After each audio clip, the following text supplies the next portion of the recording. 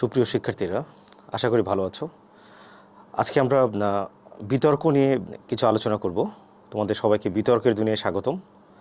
আমাদের পড়াশোনার পাশাপাশি বিতর্ক যে কার্যক্রম রয়েছে স্কুল এবং কলেজ ভিত্তিক এবং বিশ্ববিদ্যালয় ভিত্তিকও আমাদের বিতর্ক কার্যক্রম রয়েছে। এবং এই বিতর্ক নিয়ে আমাদের অনেক প্রশ্ন থাকে যে বিতর্ক কী, কীভাবে করতে হয়, বিতর্কের বেসিক জিনিসগুলো জানার জন্য আমাদের আজকের এই ক্লাস। তো আমরা ক্লাসের নাম দিয়েছি বিতর্কের পাঠশালা। আমরা লেকচার শিট 1 এটা একটু আলোচনা করব, দেখি কী কী আছে এখানে। সবাইকে বিতর্কের দুনিয়ায় স্বাগতম। এই বাণীটা দেখো, বোকারা তর্ক করে, জ্ঞানীরা প্রশ্ন করে।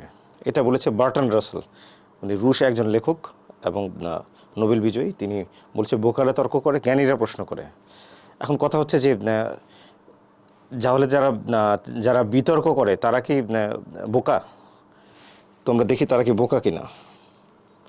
হ্যাঁ, তাহলে যারা বিতর্ক করে তারা কি বোকা? উত্তর না, যারা বিতর্ক করে তারা বোকা নয়। কারণ বিতর্ক এবং তর্ক এই দুইটা শব্দের মধ্যে সূক্ষ্ম একটা পার্থক্য রয়েছে। ঠিক আছে, বিতর্ক আর হচ্ছে তর্ক। হ্যাঁ, এখানে দেখো যে বিতর্ক, বি বি বি মানে বিশেষ, মানে আর তর্ক হচ্ছে যে তর্ক যে কোনো আর্গুমেন্ট বা যে কোনো বিষয় নিয়ে তর্ক হতে পারে। ঠিক আছে, বাবা ছেলের তর্ক হতে পারে, মা মেয়ের তর্ক হতে পারে, দুই বন্ধুর তর্ক হতে পারে। ঠিক আছে, বাসের কন্ডাক্টরের সাথে যাত্রীর তর্ক হতে পারে, নানা কারণে তর্ক হতে পারে। কিন্তু বিতর্ক কিন্তু হচ্ছে বিশেষ তর্ক, যেখানে অবশ্যই কী থাকবে? যুক্তি থাকবে। ঠিক আছে, এবং জ্ঞানলব্ধ প্রশ্ন থাকবে, যুক্তি থাকবে, যুক্তি খণ্ডন থাকবে। মানে মোট কথা এটা হচ্ছে যে বিশেষ তর্ক, বিশেষ আলোচনা, এবং এই তর্কের মাধ্যমে একটা নির্দিষ্ট সমাধানে আমরা কি করতে পারি? পৌঁছাতে পারি। কিন্তু তর্কের কোনো সমাধান নাও থাকতে পারে। কিন্তু বিতর্কের একটা কি থাকবে? একটা ফলাফল থাকবে, একটা সমাধান থাকবে। সেখানে তথ্য থাকবে, যুক্তি থাকবে, জ্ঞানলব্ধ প্রশ্ন থাকবে, প্রশ্নের উত্তর থাকবে, যুক্তির খণ্ডন থাকবে। সব মিলে হচ্ছে কি বিতর্ক। তাই আমরা বিতর্ক এবং তর্ককে একই জিনিস বলতে পারি না। এর ফলে আমরা কি, যারা বিতর্ক করে তাদেরকে আমরা বোকাও বলতে পারি না, তারা হচ্ছে জ্ঞানী। এরপরে দেখো কি আছে, যে এসব জেনে নেই বিতর্ক কি। ঠিক আছে, বিতর্ক শব্দের আবিধানিক অর্থ হলো তর্ক, আলোচনা, বাদানুবাদ। বাদানুবাদ মানে উভয় পক্ষের ভিতরে কি আলোচনা, বা কোনো একটা বিষয় নিয়ে উভয় পক্ষের মধ্যে কী করা, আলোচনা করা, বা সমাধানে পৌঁছানোর জন্য কী করা, যুক্তি তর্ক উপস্থাপন করা। বিতর্ক শব্দের ব্যবহারিক অর্থ কোনো বিষয়ে যুক্তিপূর্ণ বক্তব্য উপস্থাপনকে বোঝায়। যুক্তিপূর্ণ বক্তব্য, এই কথাটা একটু খেয়াল করো, যুক্তিপূর্ণ বক্তব্য উপস্থাপনকে বোঝায়। মানে অযৌক্তিক কোনো বিষয় বিতর্ক হিসেবে বিবেচিত হবে না। অর্থাৎ বিতর্ক হচ্ছে বিশেষ যুক্তিলব্ধ বাদানুবাদ। বাদানুবাদ মানে হচ্ছে একে অপরের সাথে কি আলোচনা বা তর্ক বা বিতর্ক। ঠিক আছে, মানে যুক্তিলব্ধ তর্ক একে অপরের সাথে। এরপর হচ্ছে বিতর্ক হলো চিন্তা ও বোধের নান্দনিক প্রকাশ। মানে বিতর্ক শুধুমাত্র যে একে অপরের সাথে বাদানুবাদ তাই নয়, এটা একটা নান্দনিক প্রকাশ, যে কে কত সুন্দরভাবে তার বিষয়গুলোকে, তার যুক্তিগুলোকে উপস্থাপন করতে পারে। এটা একটা নান্দনিক প্রকাশের একটা বিষয়। তর্ক যখন যুক্তিসম্মত হয় তখন তা বিতর্ক হয়ে ওঠে। মানে তর্ক যখন যুক্তিসম্মত হবে তখন সেটা কি হবে? বিতর্ক হয়ে উঠবে। সেটাকে আমরা তর্ক বলতে পারবো না, তখন আমাকে সেটাকে বলতে হবে বিতর্ক। দ্বন্দ্ব বা সমস্যা সমাধানের যৌক্তিক উপায় হলো বিতর্ক। দ্বন্দ্ব বা যৌক্তিক, এরকম দেখবে যে সারা ওয়ার্ল্ডে বিভিন্ন বিষয়ে মানে গুরুত্বপূর্ণ বিষয়গুলো নিয়ে বিতর্ক হয়ে থাকে। যেমন পরমাণু বিষয় নিয়ে বিতর্ক হয়ে থাকে বিভিন্ন রাষ্ট্রপ্রধানদের মধ্যে। তোমার কি পরমাণুর কেন দরকার নাই, এটা যে মানবঘাতী কিনা, বা এটা তোমার সারা বিশ্বের যুদ্ধের জন্য যেটা কি ক্ষতিকর। পারমাণবিক, আমরা জানি যে জাপানের হিরোশিমায় পারমাণবিক বিস্ফোরণে কি হাজার হাজার শিশুরা মারা গিয়েছিল। ঠিক আছে, তো এই যে বিষয়টা, এই পরমাণু নিয়ে বিতর্ক হয়েছে, বিভিন্ন বিজ্ঞান বিষয়ক বিতর্ক হয়েছে। যেমন আমরা জৈব বিবর্তনবাদ, এটা নিয়েও বিতর্ক আছে। যারা ধার্মিক তাদের ভিতরে এবং যারা বিজ্ঞানী তাদের মধ্যে এই বিতর্ক রয়েছে। এরকম নানা ধরনের বিতর্ক নানা সময় হয়ে থাকে। আর রাজনৈতিক বিতর্ক তো আছে সবসময়। ঠিক আছে, এটা এখন এবার দেখো যে বিতর্ক হচ্ছে সুস্থ আলোচনা ও পর্যালোচনার পর একটা সিদ্ধান্ত পৌঁছানোকে বোঝায়।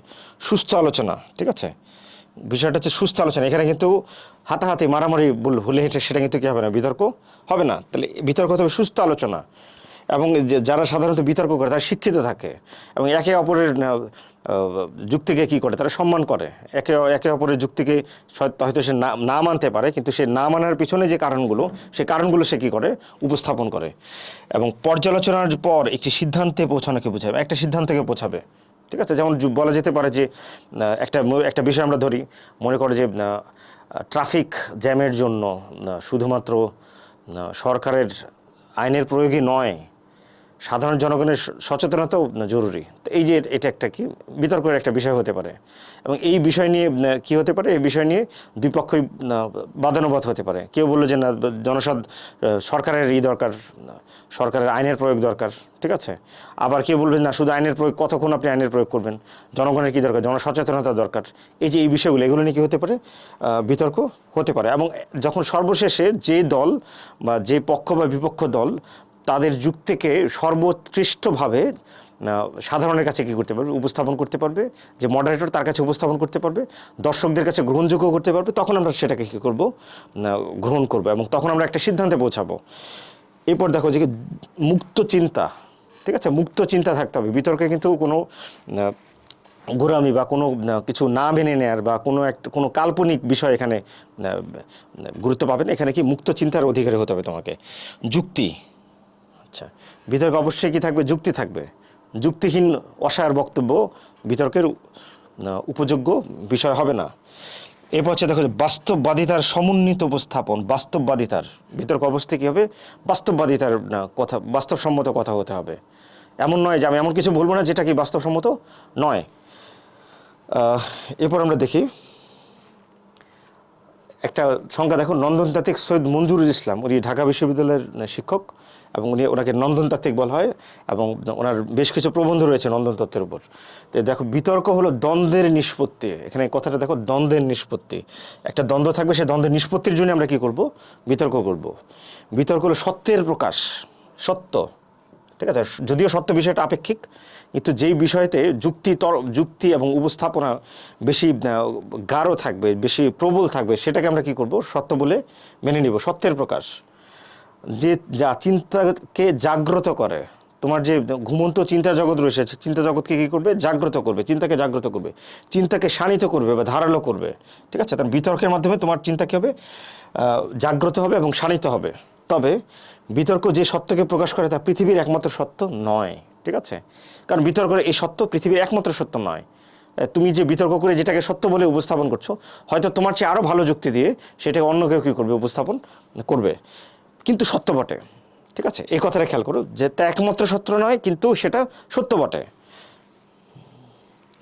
এরপর আমরা দেখি বিতর্কের উদ্দেশ্য বা কেন বিতর্ক করব, বিতর্ক আমরা কেন করব। এখান থেকে বিতর্কের উদ্দেশ্য, বিতর্ক একটি মাধ্যম যার মধ্য দিয়ে আমরা যুক্তি নির্ভর, প্রায়োগিক ও সময় উপযোগী সমাধানের পথ খুঁজি, ঠিক আছে। যুক্তি নির্ভর, প্রায়োগিক, যার প্রয়োগ করা যায় এবং সময় উপযোগী, ঠিক আছে, যার সময় উপযোগী গ্রহণযোগ্যতা রয়েছে, এমন কিছুকে আমরা কি করব, সমাধানের পথ খুঁজব বিতর্কের মাধ্যমে। বিতর্ক যুক্তিবাদী চিন্তা বা বোধ তৈরি করে, ঠিক আছে, যুক্তিবাদী চিন্তা ও বোধ তৈরি করে। আচ্ছা, বিতর্কের সবচেয়ে বড় শিক্ষা পরম সহিষ্ণুতা। এই কথাটা খুবই গুরুত্বপূর্ণ, পরম সহিষ্ণুতা। অন্যের মতের প্রতি সম্মান ও গুরুত্ব দেয়া, মানে তুমি যে মতামত বা তুমি যে ধারণা পোষণ করছো, তার পাশাপাশি অন্য যে মতামত দেবে, অন্য যে তোমাকে যে জ্ঞান দিবে বা অন্য যে তোমাকে তার উপস্থাপিত বিষয়টা তোমার কাছে বলবে, সেটাকেও কী করতে হবে, তোমার সম্মান করতে হবে। যদি মনে হয় যে না, ও যা বলছে সেটা তো সঠিক, সেটাকে কী করতে, সম্মান করতে হবে। যে বিচার মানি তাল গাছ আমার, আমি যা বলেছি সেটাই সঠিক, আমি অন্য কিছু মানি না, এটা কোনো এরকম কোনো বিতার্কিকের মানসিকতা এমন হবে না। সে অন্যের বক্তব্যকেও জেনে শুনে তার বক্তব্যকে মেনে নিয়ে, কিন্তু তার বক্তব্যের বিপরীতে বিপক্ষ মত কী করবে, প্রকাশ করবে, ঠিক আছে। এটা যেমন কিছু বিষয় থাকে আপেক্ষিক, আমার কাছে যা সত্য অন্যের কাছে সেটা মিথ্যা হতে পারে, আবার আমার কাছে যা মিথ্যা অন্যের কাছে সেটা সত্য হতে পারে। এবং বিতর্কের বিষয়গুলো কিন্তু এরকম মূলত আপেক্ষিক থাকে, সম্পূর্ণরূপে কি থাকে না, একদিকে বিতর্কের বিষয়ের ভার একদিকে থাকে না, এটা সবসময় কি থাকে, আপেক্ষিক থাকে। এই জন্যই কিন্তু বিতর্ক কি জমে ওঠে, পক্ষ বিপক্ষের বিতর্ক জমে ওঠে। এরপর দেখো যে বিতর্কের মূল চেতনা যুক্তিবাদিতা কথাটা খেয়াল করো, যুক্তিবাদিতা এটা খুবই গুরুত্বপূর্ণ।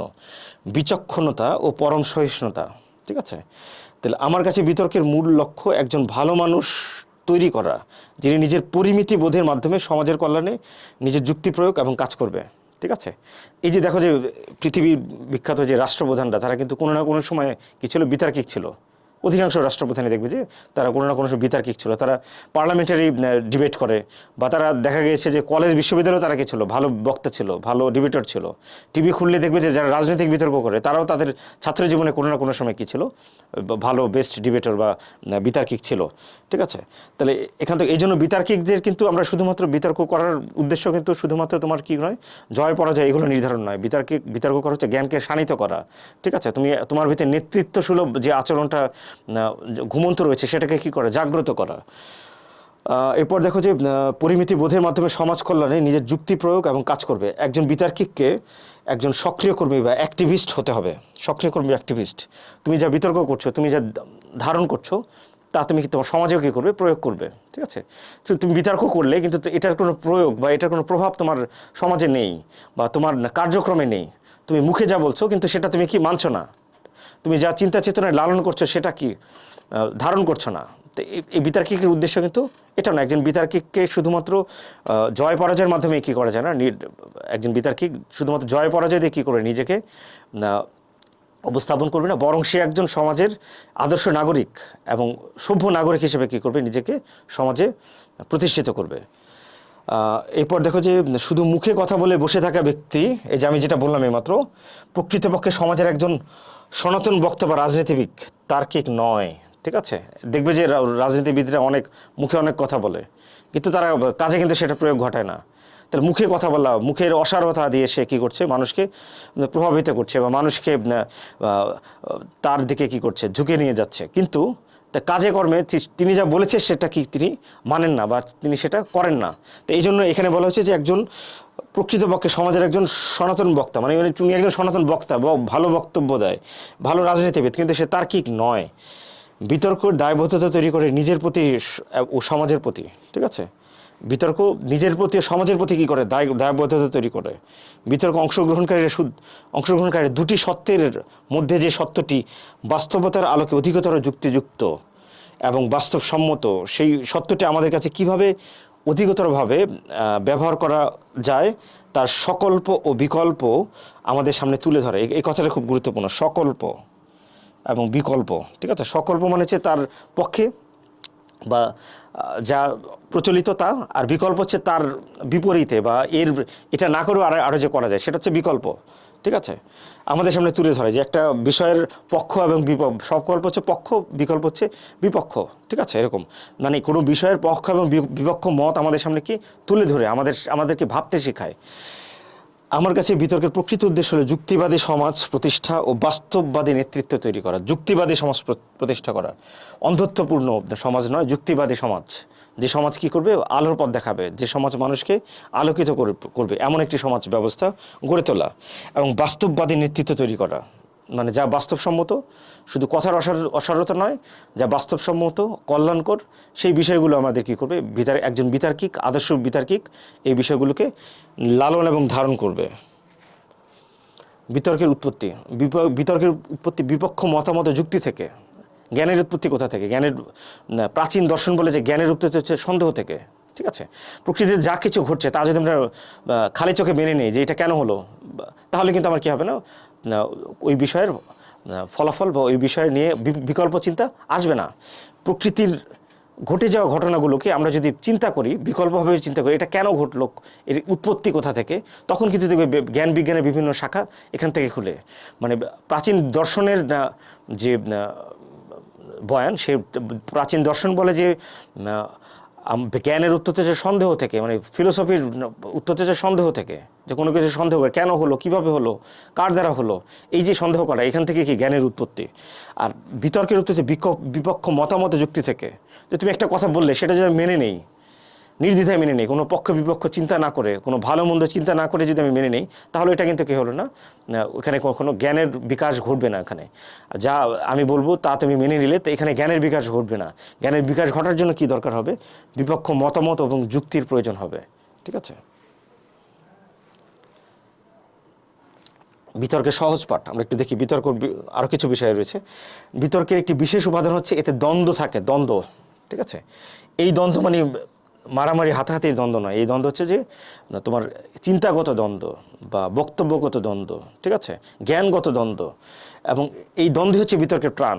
যদি ঢালাওভাবে যদি একটা প্লেন বিতর্ক হয় যে তুমি কিছু কথা বলছো, সে কিছু কথা বলছে, তুমি তার কথাকে কিছুটা মেনে নিচ্ছ, কিছু নিচ্ছ না, মানে দ্বন্দ্বটা এমনভাবে তুমি প্রকাশ করবে বিতর্কের মাধ্যমে যাতে বোঝা যায় যে এখানে আসলে একটা দ্বন্দ্ব আছে, ঠিক আছে, আসলে বিষয়টা একটু খটকাপূর্ণ বিষয়। এটা কি করবে, যারা দর্শক তাদেরকে ভাবাবে, যে মডারেটর তাকে ভাবাবে, বিপক্ষ দলকে ভাবে, সবাইকে ভাবাবে, ঠিক আছে। দ্বন্দ্বটা তো কী করতে হবে, স্পষ্ট করতে হবে। এটা দ্বন্দ্ব হচ্ছে বিতর্কের প্রাণ। দ্বন্দ্ব না থাকলে একদম সরল বিষয়, সরল রেখার মতো বিষয়, কোনো দ্বন্দ্ব নেই। তুমি যা বলছো সেও তা, তোমার পক্ষ দল যা বলছে বিপক্ষ মেনে নিচ্ছ, বিপক্ষ যা বলছে পক্ষ মেনে নিচ্ছ, তখন কিন্তু সেখানে কোনো দ্বন্দ্ব হবে না এবং বিতর্কও কী হবে না, জম্পেশ বিতর্ক সেটাকে আমরা বলতে পারবো না। একটা বিষয়কে দুটো দিক থেকে দেখা, যে কোনো বিষয়কে দুটো দিক থেকে দেখা, যেমন একটা গ্লাসে অর্ধেক গ্লাসে পানি রয়েছে আর অর্ধেক গ্লাস কি খালি। এই যে একজন বললো যে এই গ্লাসে অর্ধেক গ্লাসে পানি ভরা, আর আরেকজন বললো যে অর্ধেক গ্লাস খালি। এই যে একটা গ্লাসকে আমরা দুইভাবে দেখছি, ঠিক আছে, এটা হচ্ছে তোমার কি বিষয়কে দুটো দিক থেকে দেখা। এর পক্ষে কি আছে, বিপক্ষে কি আছে। বিতর্কের ভাষা হচ্ছে যুক্তি ও তর্ক। বিতর্কের ভাষা যুক্তি ও তর্ক, যুক্তি ও তর্ক ব্যতীত বিতর্কের আর কোনো ভাষা নেই। আর এর দক্ষতা অর্জনের অনুশীলনের সাপেক্ষ, মানে তুমি বিতর্কে দক্ষতা অর্জন করবে আস্তে আস্তে প্র্যাকটিস করতে করতে বা অনুশীলন করতে করতে, অধ্যয়ন করতে করতে। তর্ক আর বিতর্কের মধ্যেও অনেক তর্কে জয় পরাজয়ের বিষয় থাকে, যেটা আমি একটু আগে বলেছি। থাকে গায়ের জোর, গলার জোর, থাকে না সহনশীলতা, ঠিক আছে। এই জন্য দেখবে যে তর্ক থেকে কিন্তু মারামারি পর্যন্ত চলে যায়। দেখবে যে দুই বন্ধু মিলে তর্ক লেগেছে, তর্ক থেকে এটা কি মারামারিতে রূপান্তরিত হয়েছে। কিন্তু বিতর্কে কি থাকে, বিতর্ক জয় পরাজয় নির্ভর নয়, বিতর্ক জয় পরাজয় নির্ভর নয়। বিতর্ক বিশ্লেষণ ও পর্যালোচনা প্রধান, যা বিষয়কে পরিষ্কার করে সিদ্ধান্তের দিকে নিয়ে যায়, ঠিক আছে। বিষয়কে পরিষ্কার করে সিদ্ধান্তের দিকে নিয়ে যায়, জয় পরাজয় নির্ভর নয়।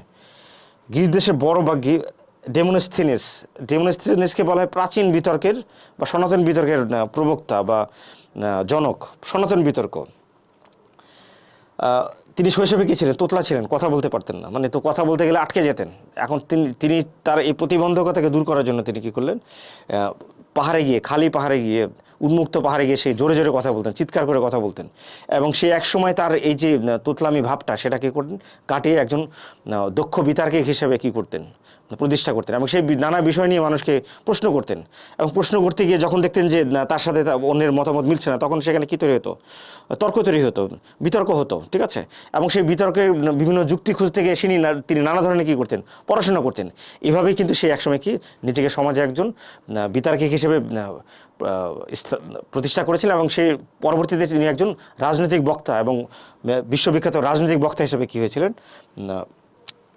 সফল হয়েছিলেন, ঠিক আছে। এটা তার ভাষায় মানুষের মধ্যে একটা বোকা প্রাণী বাস করে। ডেমোনেস্ট্রেটস কী বলেছেন, মানুষের মধ্যে একটা বোকা প্রাণী বাস করে, ঠিক আছে, বোকা প্রাণী।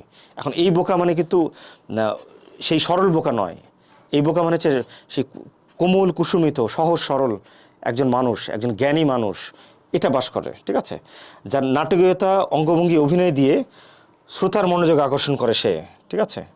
এখন এই যে প্রাণীটা, বোকা প্রাণীর, যে বোকা প্রাণীর কথা বলেছে, এই বোকা প্রাণী কিন্তু আক্ষরিক অর্থে বোকা নয়। এই বোকা অর্থ হচ্ছে সেই সত্যবাদী বা সেই যে কোমল কুসুমিত ঘুমন্ত মানুষটি রয়েছে, যে চিত্রটি রয়েছে, সেই চিত্রের কথা বলা হয়েছে, যে তার নাটকীয়তা, অঙ্গভঙ্গি, অভিনয় দিয়ে শ্রোতার মনোযোগ আকর্ষণ করে। এবং এই জায়গাটিতেই তার আবেদন, এখানেই বক্তৃতা সফল, ঠিক আছে। মানে সে কী করবে, একজন বিতার্কিক শুধু গড়গড় করে পড়ে যাবে, বলে যাবে তা নয়, তার বক্তব্য দিয়ে, বক্তৃতা দিয়ে সে কী করবে, অন্যকে প্রভাবিত করবে, অন্যকে ভাবাবে, অন্যকে আবেগতাড়িত করবে, অন্যকে উজ্জীবিত করবে। এটা হচ্ছে বিতার্কিকের কাজ, ঠিক আছে। তবে বিতর্ক নাটকীয়তা প্রধান হবে না, এই কথাটা গুরুত্বপূর্ণ। আবার তোমার এমন হবে না যে সে বিতর্কের নাটকীয়তা প্রবণ, ভাবা থেকে তুমি বেশি আবেগপ্রবণ হয়ে গেলে, এমন নয়, ঠিক আছে। এটা সাময়িক হতে পারে, কিন্তু বিতর্ক কিন্তু অবশ্যই কী হবে, যুক্তি নির্ভর হবে, নাটকীয়তা প্রবণ হবে না। বলা হয়ে থাকে বিতর্ক হচ্ছে উদ্বুদ্ধকরণের শিল্প। উদ্বুদ্ধকরণের শিল্প, বিতর্ক উদ্বুদ্ধকরণ। তুমি একটা বিতর্ক দেখে তোমার ভিতরে একটা উদ্বুদ্ধকরণ আসতে পারে, ঠিক আছে? যে সমাজের বিভিন্ন নানা অসঙ্গতি নিয়ে আমরা কী করে থাকি, বিতর্ক করে থাকি। যৌতুক নিয়ে বিতর্ক করে থাকি, অ্যাসিড নিক্ষেপ নিয়ে বিতর্ক করে থাকি, মাদকাসক্ত নিয়ে বিতর্ক করে থাকি, নানা বিষয় নিয়ে কী হতে পারে, বিতর্ক হতে পারে। এবং এই বিতর্কে যে দেখবে, যে শুনবে, তার ভিতরে একটা কী আসবে, তোমার পরিবর্তন আসবে, এবং তার ভিতরে একটা উদ্বুদ্ধকরণ হবে যে আমিও সমাজের জন্য কিছু করি। এই যে বিতর্ক হচ্ছে, এই বিতর্ক দেখে তার ভিতরে কি একটা পরিবর্তন আসবে। এই জন্য এটা বিতর্ককে বলা হয় কি, উদ্বুদ্ধকরণের শিল্প। আর উদ্বুদ্ধকরণের অর্থ হলো যে বিতর্ক করবে, অর্থাৎ বিতার্কিক, তার বক্তব্যে যুক্তি, এই কথাটা বারবার এসেছে, যুক্তি, তথ্য বিশ্লেষণ এবং প্রতিপক্ষের যুক্তি খণ্ডনের মধ্য দিয়ে দর্শক ও বিচারককে তার পক্ষে আসতে উদ্বুদ্ধ করবে। মানে একজন বিতার্কিক তার বিতর্ক দিয়ে এমনভাবে মোহিত করে রাখবে, অন্য বিতার্কিকদেরকে ভাবাবে, তাদেরকে বিচলিত করবে, বিচারকদের ভাবাবে এবং দর্শকদের প্রভাবিত করবে তার পক্ষে আনার জন্য, ঠিক আছে? অনেক সময় দেখবে যে বিতর্ক করতে করতে দর্শকরা তার বিতর্কে এমন মোহিত হয়ে গেছে, দর্শকরা হাততালি দিচ্ছে, তার মানে সে দর্শকদের কী করতে পেরেছে, প্রভাবিত করতে পেরেছে তার বক্তব্যের মাধ্যমে। এটা জয় পরাজয়ের ব্যাপার নয়, বোঝার ব্যাপার। আর এই উদ্বুদ্ধকরণ, যাকে ইংরেজিতে মোটিভেশন বলে, তাই বিতর্কের মৌলিক বৈশিষ্ট্য। বিতর্কের সংজ্ঞাকারে বিতর্ক বলতে আমরা বুঝবো যে বিতর্ক হচ্ছে উদ্বুদ্ধকরণের শিল্প, যেটা একটু আগে বলেছি, দ্য আর্ট অফ মোটিভেশন। উদ্বুদ্ধকরণের শিল্প যে ডান দিক ও দ্বিমুখী বক্তৃতার প্রাসঙ্গিক, দ্বিমুখী বক্তৃতায়, এটা একমুখী বক্তৃতা নয়, দ্বিমুখী বক্তৃতায় প্রাসঙ্গিক যুক্তি ও প্রমাণ সহকারে একটি সুনির্দিষ্ট মত প্রদেশের লক্ষ্যে প্রকাশিত হয়, ঠিক আছে? এটা তাহলে এখানে debate is an art of motivation expressed in dialect speech with relevant arguments and evidence directed to establish some definite opinion, ঠিক আছে? some definite opinion, গুরুত্বপূর্ণ একটা কথা এটা। Motivation expressed, art of motivation, ঠিক আছে? আর্ট অফ মোটিভেশন, এটা খুব একটা গুরুত্বপূর্ণ কথা, ঠিক আছে? এটা বিতর্কের উপাদান, এলিমেন্টস অফ ডিবেট। দেখো, বিতর্কের মূল উপাদান হচ্ছে 4টি বিষয়। আমি যে বিষয় নিয়ে বিতর্ক করবো সেই বিষয়টাকে ফোকাস করা, এবং সেই বিষয়ের প্রত্যেকটা শব্দ নিয়ে আমাকে কী করতে হবে, স্টাডি করতে হবে, ঠিক আছে?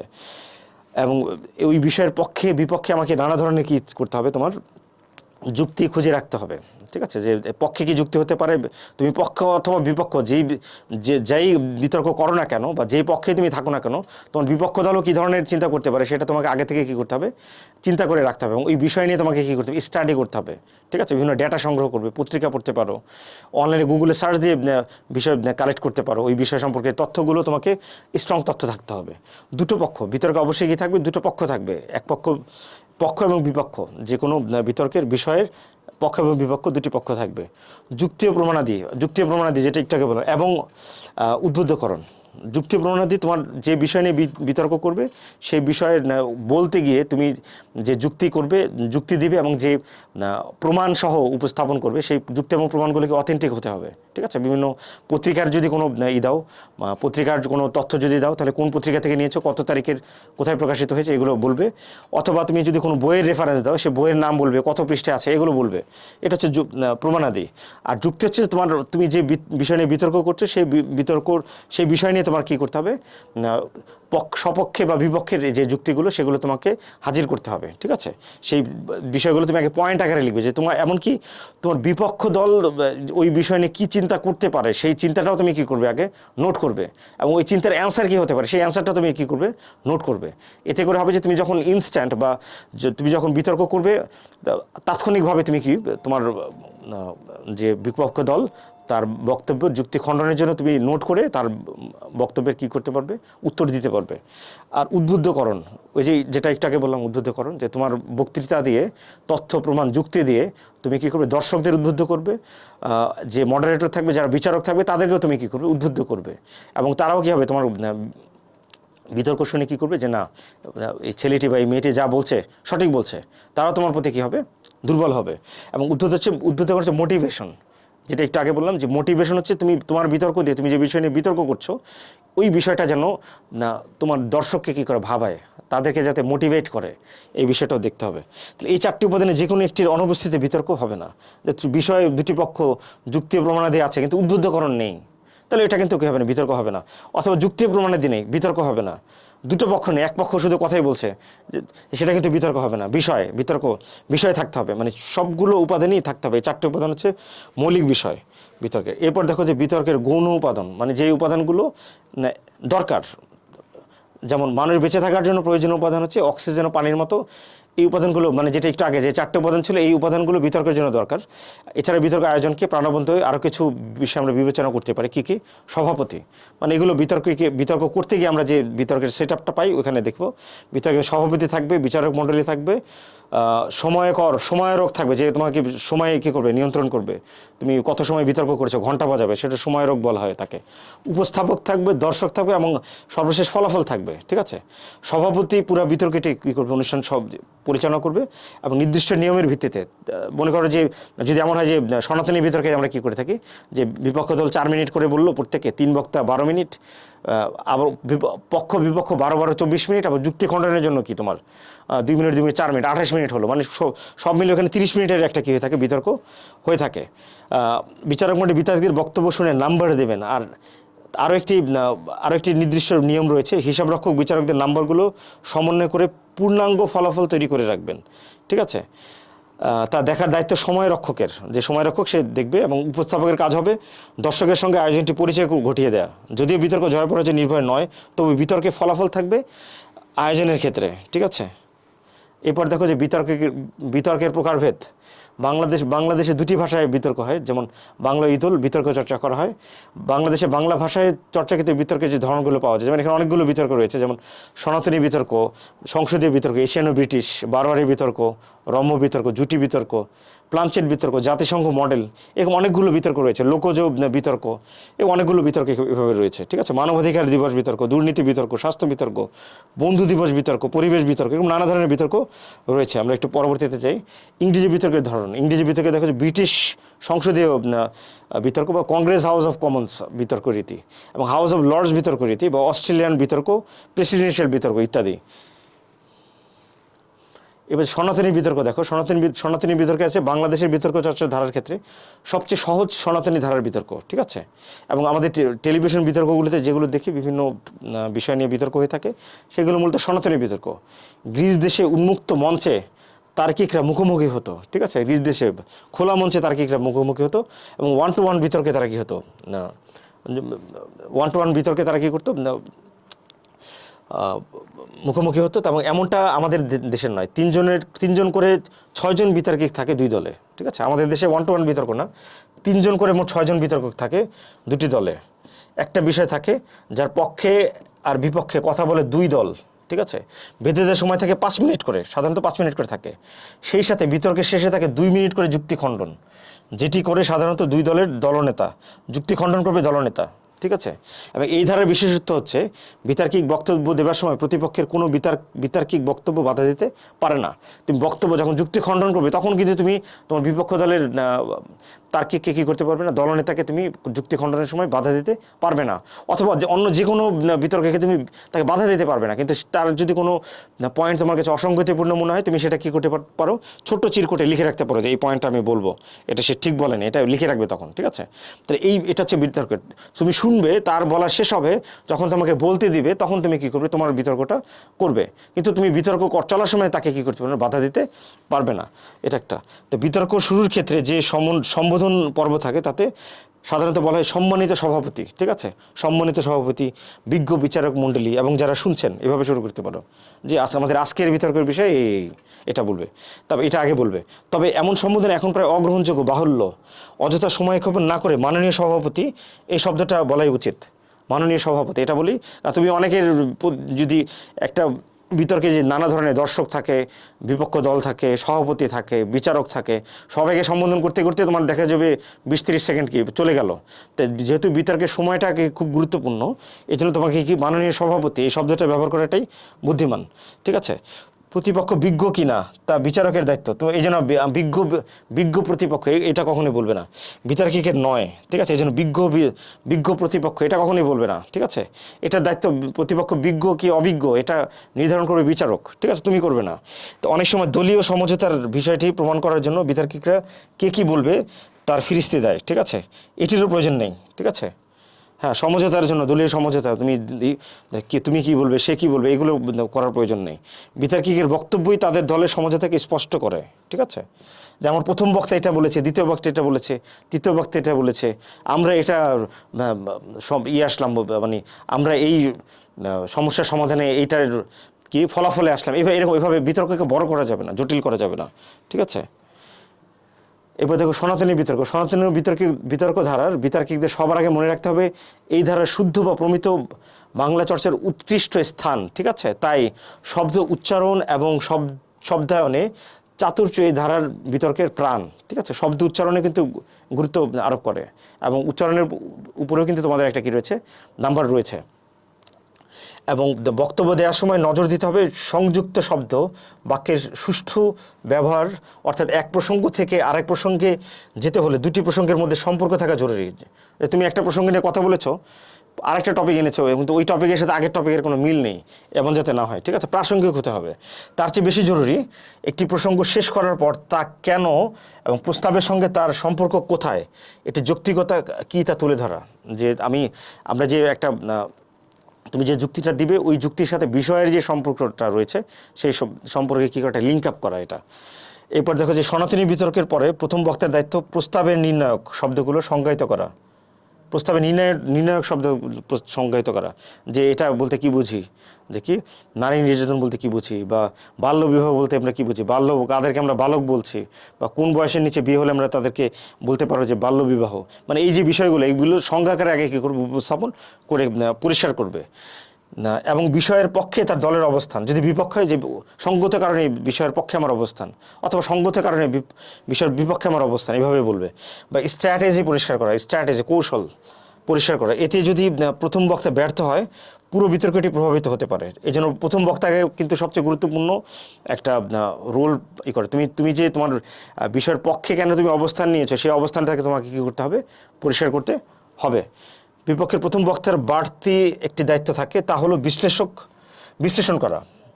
যদি বিতর্ক সভার পরে প্রথম বক্তার কাছ থেকে সঠিক ও সম্পূর্ণ সংজ্ঞা না পায় তবে বিপক্ষের প্রথম বক্তার দায়িত্ব সংজ্ঞার ফাঁকগুলো ধরিয়ে দেয়া এবং বিতর্কে এটি অবয়ব দেয়া, ঠিক আছে?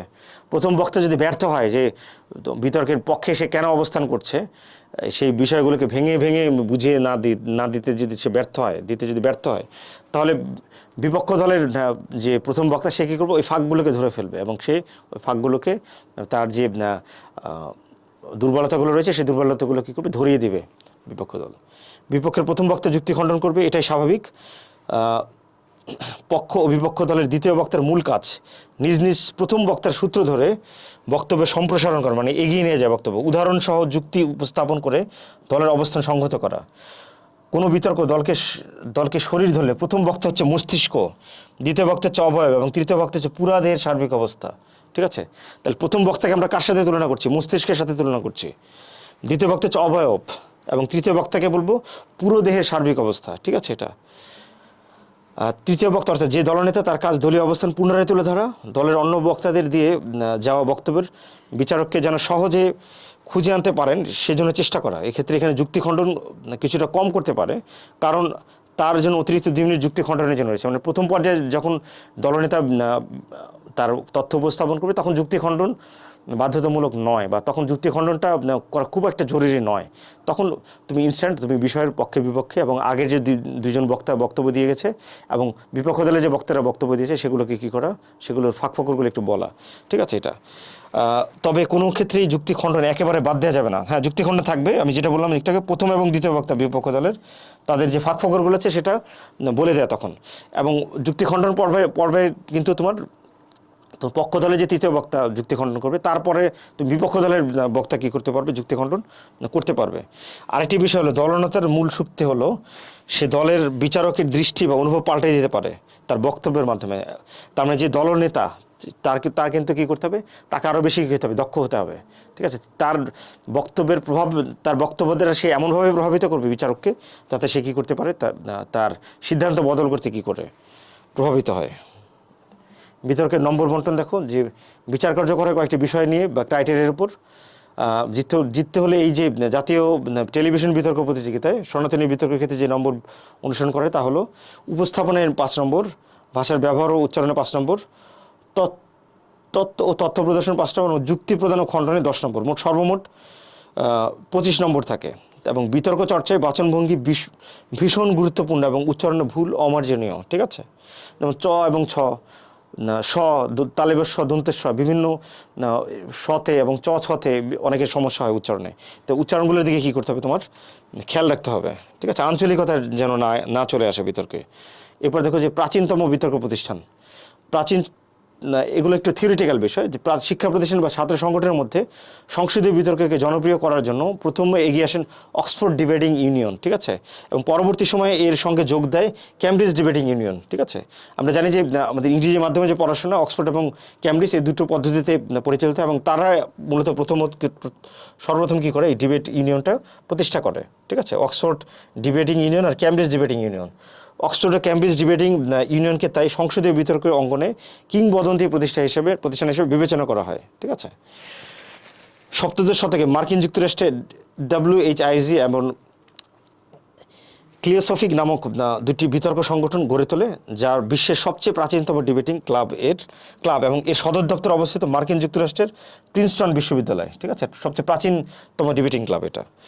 যুক্তরাজ্যে 1794 সালে প্রথম ডিবেটিং সোসাইটি গঠন করা হয়, যার নাম Saint Andrews debating society as the literacy society, ঠিক আছে? এটা প্রাচীনতম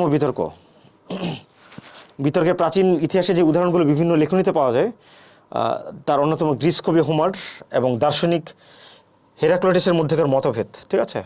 গ্রিস কবি হোমার, দার্শনিক এবং সাহিত্যিকদের মধ্যে যে বিতর্ক হতো প্রথম, গ্রিস কবি হোমার মূলত একজন